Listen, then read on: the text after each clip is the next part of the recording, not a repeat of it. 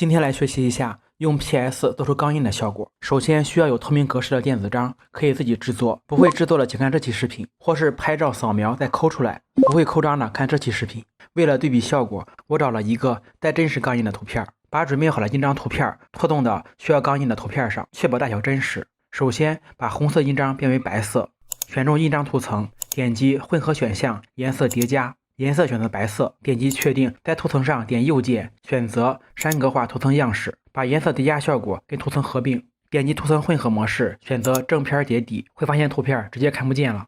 再点击混合选项，选择斜面和浮雕，样式选择浮雕效果，深度设置，深度越大显示的越明显，钢印都是不太明显的，我选择最小的1%，大小设置，数字越大越不明显，我这边选择2，软化就是模糊的效果，选择2基本上正好。阴影这边角度就是阴影的方向，跟拍摄照片的角度有关，大家自己选择一个合适的角度。高光模式选择叠加，阴影模式选择正片叠底。最关键的是下面这个不透明度，数值越大阴影越重，阴影不要太明显，能看到就好。我设置成48%。如果感觉自己调整麻烦，也可以参考我这边设置的参数。最后点击确定，跟真实钢印对比一下，是不是效果也差不多？操作很简单，如果需要 PSD 原文件，在评论区回复 PSD，学会了就点赞支持一下吧。